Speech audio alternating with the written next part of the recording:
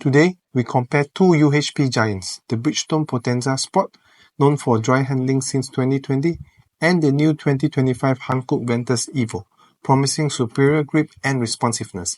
Can the Evo dethrone the champion? Let's find out. Throughout this comparison, you see performance metrics represented in percentages, with the Bridgestone Potenza Sport set as the reference point at 100%. These results are sourced from the 2025 Auto-Built Summer Performance Tyre Test. In wet braking, the Ventus Evo pulls ahead, stopping 0.4 meters earlier than the Potenza Sport, making it a 1% advantage. In wet handling, it's a tie. Both tyres maintain an average speed of 73.5 km per hour.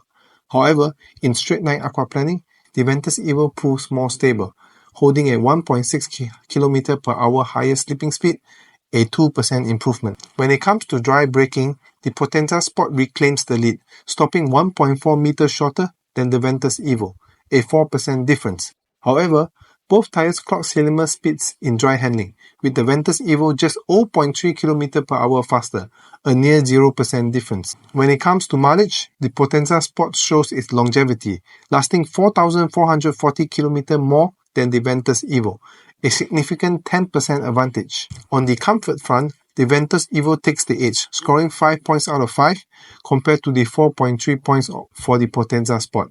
And it's quieter too, registering 73.1 dB versus 74.6 dB of the Potenza Sport. The Ventus Evo also outshines in rolling resistance with a 6% improvement, translating to a better fuel efficiency. As for price, the Potenza Sport is slightly more expensive than the Ventus Evo, with a 3% difference. In summary, the Bridgestone Potenza Sport leads in dry performance and mileage. On the other hand, the Hankook Ventus Evo shines in wet conditions, comfort, and efficiency. Thanks for watching, and don't forget to subscribe.